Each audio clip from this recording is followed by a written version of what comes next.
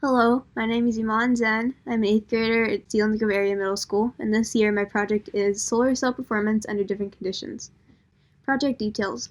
In this project, I study how much power can be produced by putting the cells in different conditions. I will attach a resistor to the solar cell. This will show how well the cell performs under different conditions. Purpose of testing. The world is running out of fossil fuels like oil and natural gas. However, we have an unlimited supply of sunlight, so this can be harnessed as a reusable resource for the human population with little or no byproducts. In this project, I want to study the effect of the efficiency of the solar cell by comparing it to different types of bulbs. Hypothesis. 1. I hypothesize that the clearer, brighter, and more vibrant bulbs will give more voltage, and hence the solar cell will perform better. 2. I also hypothesize the oval-shaped bulb will give more voltage, and hence the solar cell will perform better. 3. The output voltage will decrease as the resistance value increases. What is a solar cell? Solar cells collect sunlight and convert that into electricity, which is a flow of electrons. Solar cells are composed of layers of silicon, phosphorus, which provides a negative charge, and boron, which provides a positive charge. When sunlight hits the cells absorb the photons in the sunlight. This causes electrons to be knocked out of the atoms of the solar cell. These free electrons then result in an electric current to flow, which can be used to light up a light bulb, as shown in the figure here. This process is called the photovoltaic effect, and hence the solar cell can also be called the photovoltaic cell. In my study, I used the following materials: resistors of different values given here, 4 different types of 40-watt bulbs, a lamp, connecting wires, a breadboard, 1 solar cell, and 1 multimeter. Procedure. I set up the circuit with the solar cell as shown in the picture here. I then attached the solar cell to the resistor with connecting wires on the breadboard. To test the experiment, I turned on the lamp and measured how much voltage is across the resistor. From that value, I calculated the current produced in the circuit. After I had all the data for all the resistors, I recorded the data on a table in Excel. I used the table to graph the data on a scatter plot. X-axis is the distance and the y-axis is the voltage. I then concluded if my hypothesis was correct or incorrect. Calculating current. I will use the Ohm's law to calculate current from the voltage values in the data table. Ohm's law states the amount of current I through a material is directly proportional to the amount of voltage V across the material. Mathematically, Ohm's law is written as V equals IR, where V is voltage, I is current, and R is resistance. Calculating output power. I also calculated the output power from each resistor by using the measured voltage and calculated current value from the Ohm's law equation.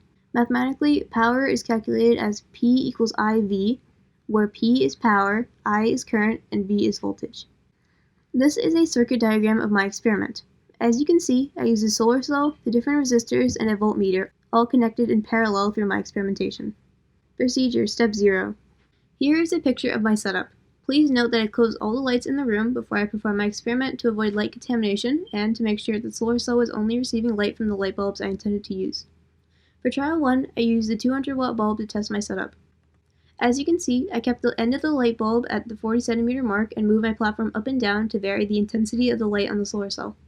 As I moved the platform upwards, I also noticed that the platform unintentionally also moved horizontally, which gave me a changed voltage reading every time. So I had to put up a barrier made from the aluminum foil box shown here in the blue so that the platform did not move horizontally as I moved the platform up and down. Procedure Step 1. Changing intensity. As we go through the rest of my presentation, please keep in mind that I used the 40-watt bulbs of the following types: round, soft white, round, crystal clear, oval, crystal clear, and oval, iridescent. This slide shows the chart on which I recorded the data values from my experiment. This slide shows how the data is collected and all the points I used. I started from the bottom and moved the platform up until I reached the 5 centimeter point marked on the slide and noted down the reading on my datasheet table, which you saw on the previous slide. In the next 4 slides, I will show you the data I got.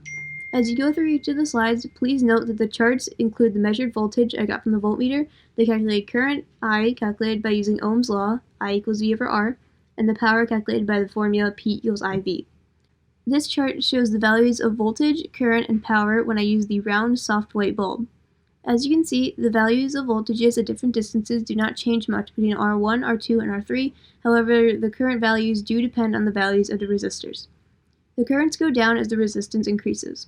This can be illustrated if you see the values at distances 0.05 meters and 0.4 meters. For example, At 0.05 meters, the voltage values are approximately 4.9 volts for all resistors. You will see a similar pattern for all the bulbs, and hence I will go quickly through the next slides. But please keep in mind that these trends will become more obvious in the graphs that follow the charts. This chart shows the values of voltage, current, and power when I use the round crystal clear bulb. This chart shows the same values when I use the round crystal clear bulb, and the values of when I use the oval or iridescent bulb. Once I had the values for all three resistors, I graphed them in Excel for the 4 bulbs. The series and graphs correspond to the 4 different bulbs I used. The x-axis represents the distance away from the lamp, and the y-axis represents the measured voltage. It is clear from my graphs that the voltage goes down with increasing distances. However, I do not see much difference in the various types of bulbs. I also graphed the calculated values of currents. For R1 and R2, the graphs look pretty normal. However, for R3, the oval and round-shaped bulbs are giving me very different values. At this time, I do not have a good explanation for this. However, I do have plans to redo this experiment to see if there's something I may have missed. I also want to redo this experiment with a different resistor value that is slightly less and slightly more than this R3 value of 90 kiloohm to see if I find something similar. Data analysis 1. For all resistances, I found that as the distance increases, the voltage through the resistor remains the same, the current through the resistor decreases, the power through the resistor decreases. From which I can conclude that the efficiency of the solar cell is directly proportional to the intensity of the light. Procedure Step 2. Changing the angle. If you recall in trial 0 when I was testing the 200 watt bulb, I noticed that accidentally moving the platform horizontally was changing the voltage, so I did a quick check on the effect that changing the angle was having in the experiment. For that, I came up with the following procedure. First, I taped a large paper to my mom's art base.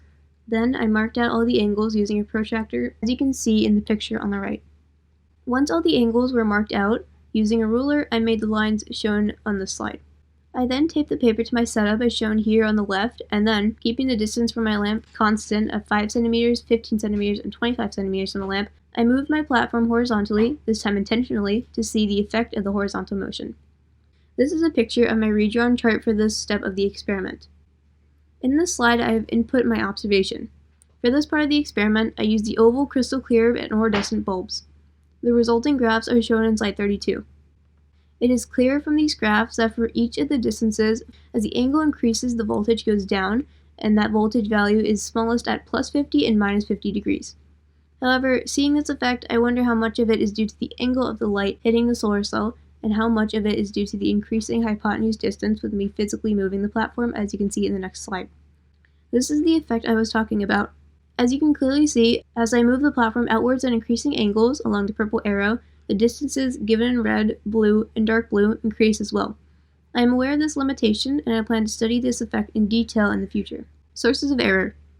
1. The vertical distance from the cells to the lamp may have changed unintentionally as I move the platform up and down. 2. Even with the addition of the barrier, the horizontal distance may have still changed while I was taking the readings. 3. The resistors may have gone hot as I moved the platform up and down towards the bulbs, and I am unsure of what effect this had on the data. 4. The voltage values were not always constant or stable. Results. 1. I hypothesized that the clearer, more brighter, and vibrant bulbs will give more voltage, and hence the solar cell will perform better.